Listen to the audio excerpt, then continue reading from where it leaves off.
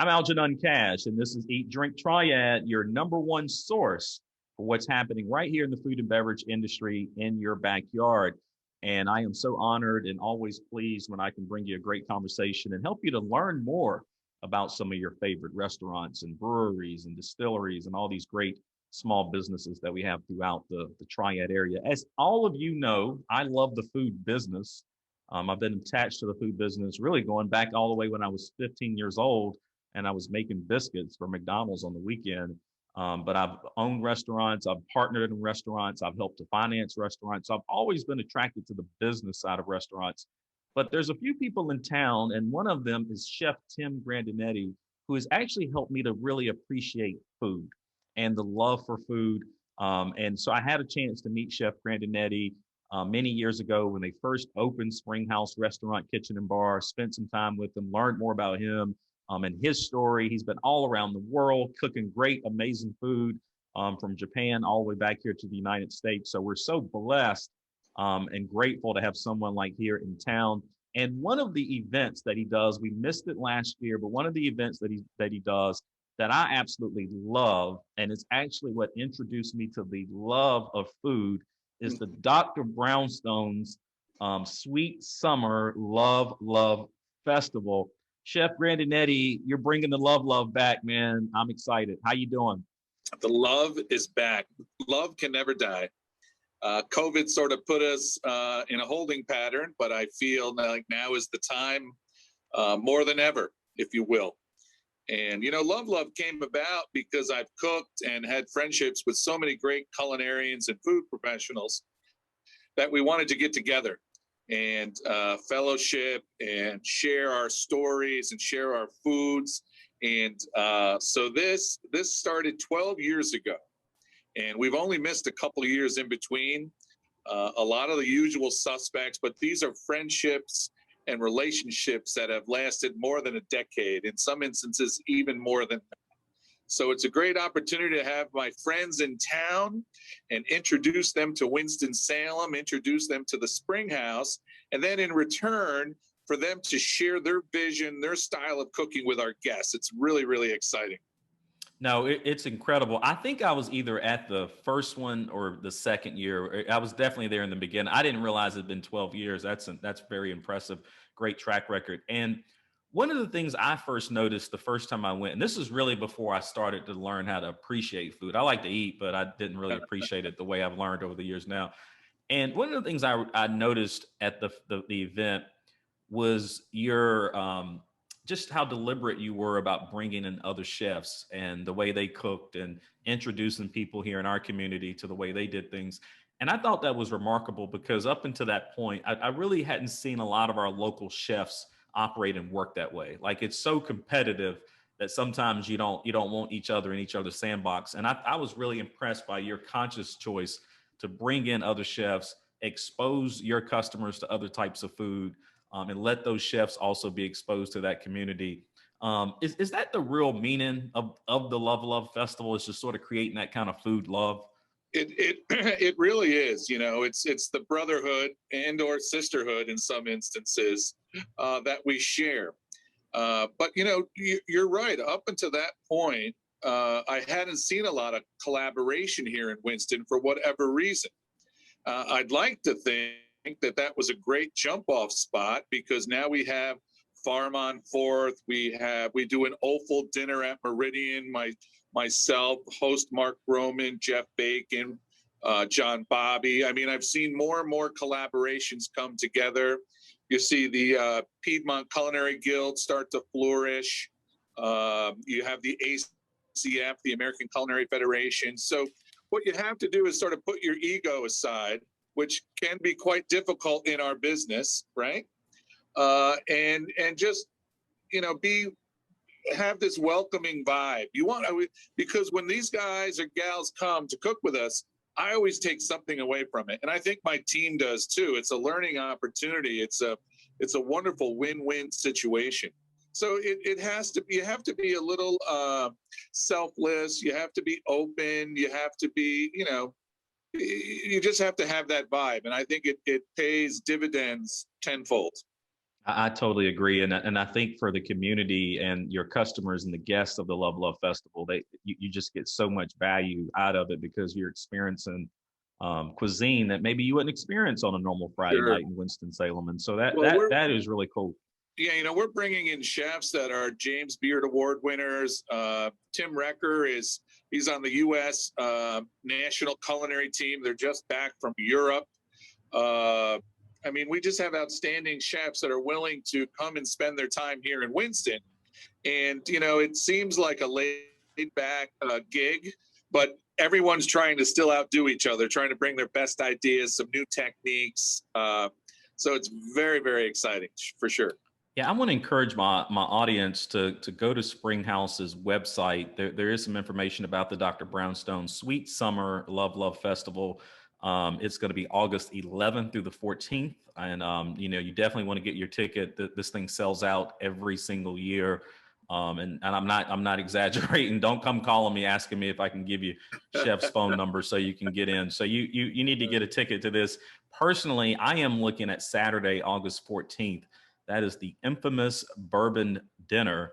And I'm not even going to spoil it for you. I'm going to make you go to the website and read it. But this is just going to be a great thing. I've got a friend coming in all the way from Atlanta to spend some time at Love Love this year. And we're going to take a camera. I mean, for all those who follow Eat, Drink, Triad on Instagram, Facebook, YouTube, we're going to have a camera attached to Chef one night. We're going to really show you some behind the scenes of what the Love Love Festival is all about. So I'm excited to be a part of that as well. Dr. Brownstone, I know the history behind the name Dr. Brownstone. Help my audience understand, who is Dr. Brownstone? Well, Dr. Brownstone goes back years ago. I was a junior in college, externing on Cape Cod in Massachusetts.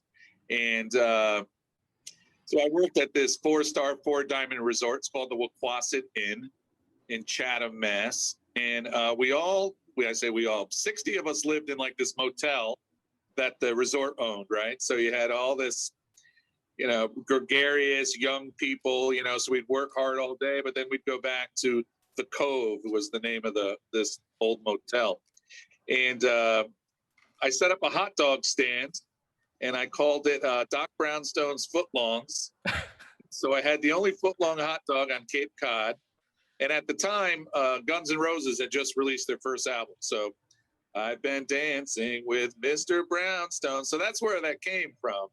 And I went back, I graduated, and by the time I got down to Winston and the barbecue bug bit me, I was like, man, it's time to sort of bring back the good doctor. And so that became our competition barbecue name. And we've competed under Dr. Brownstone from Charleston, South Carolina to Grand Rapids, Michigan, as far west as Kansas City.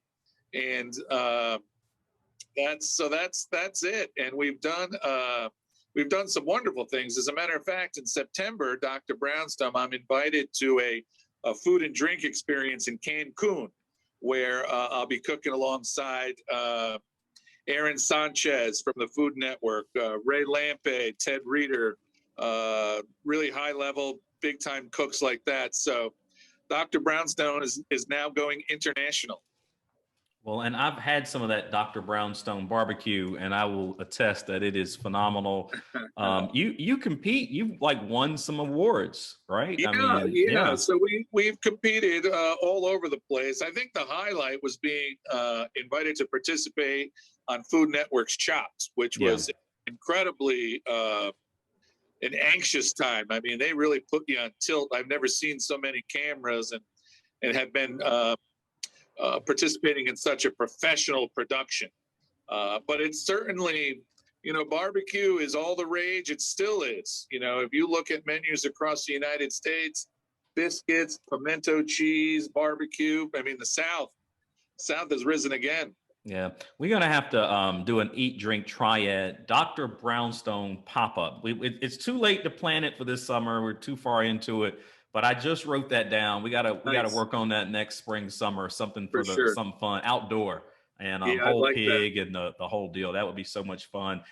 So you're Italian. You from New York. You're cooking barbecue. You're doing fine dining. But you also at one time cooked in Japan and learned how to do ramen. So that you're an Italian chef doing Japanese ramen here Yeah. in Winston-Salem, North Carolina. Tell us a little bit about your White Tiger pop-up. Some of the best Yeah. ramen that I've ever had. Oh, well, thank you so much. Well, first, I think I need to say that as a chef, you can really learn a lot about people, cultures, and faraway lands through their cuisine. And I think that any chef that wants to continue to learn, you want to really dive deep. Sort of the same way we did with barbecue, because prior to having Lexington barbecue, a barbecue to me was like hamburger and hot dogs on a grill. So that was very, eye-opening, and like a real epiphany took place there. So I had an opportunity with the ACF to go abroad and train Japanese nationals and U.S. Navy in Yokosuka, Japan. It's one of our most forward deployed Navy ports. And so I was there for about 8 days training and working with their culinary team. And then prior to going to Japan, I was working with Marriott at the time. I arranged a stage in Tokyo. So when I finished in Yokosuka, after 8 days, I went up to Tokyo for a couple of weeks. So I spent a little over 3 weeks in Japan. I was just amazed by their commitment, their mindfulness about cooking. It's so clean, it's so precise. The language barrier was certainly an issue, but food, I think, is an international language, and just by being involved in there, I think I got a lot out of it. So when I returned to the States, we were thinking, okay, it's January. What are we going to do to drive business? January is historically a pretty quiet month. And I said, listen, we're going to do a pop-up restaurant inside the restaurant. And everybody was like, what? Wait. And I'm like, no, trust me, ramen. And it's been a big hit. And, I do have a dream of maybe doing a brick and mortar spot, like a little dumpling house with some ramen. So you have to stay tuned for that one. But the ramen comes every January and February. We do it one day a week, where it's a complete takeover of the Spring House. And I think we're 5 years into it by now. And I love it. I look forward to it. I actually wrote a piece for Yes Weekly talking about White Tiger, but also some of the other ramen shops that we do have here in Winston-Salem. You can find that. You can go to yesweekly.com. But White Tiger, make sure you mark your calendar for that. Certainly some of the best ramen you will have, and so creative and innovative. Everything that they're doing down at Spring House Restaurant, Kitchen, and Bar. You may recognize that just a couple of weeks ago, they were my restaurant pick of the week. Nice. I actually had the firecracker shrimp with Yes. pimento cheese grits, which is tremendous. My last question, just real quick. I've only got a little bit of time left, maybe a minute or so. You talk about all the creativity and innovation you're doing at Spring House. You're really obviously much more than just a fine dining restaurant. You're also the incoming president for ACF, our local chapter, the American Culinary Federation here locally. Just really quick, talk about what we're up against in terms of some chefs who are in fine dining. I mean, it just feels like the industry is rapidly changing. Customers' interests and behaviors have shifted dramatically. It feels like the pandemic maybe accelerated that. It just feels like maybe fine dining might be a casualty of some of what we're going through right now. It is indeed the strangest time ever in my career. But I would like to say to everyone out there that if you're open for business today, you're a survivor, and you've done something right, and you have cultivated a loyal fan base. People enjoy the cleanliness, the ambiance, and the food that you deliver. So pat yourself on the back. You should be very, very proud of that. Now, with that being said, I mean, in this business, you have to constantly evolve. What works for the guy down the street may not work for you. What is your team capable of? What is your mindset? Every day is a brand new opportunity to wow the guest. A lot of people, Spring House, it's a beautiful building.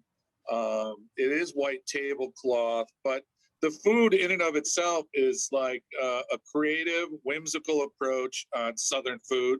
And it's very mom and pop oriented, if you will. There's always a dish or two that should entice a foodie. But if you just want a solid meal, it's available to you. If you're interested in just a fresh salad with vegetables from the garden, it's available to you.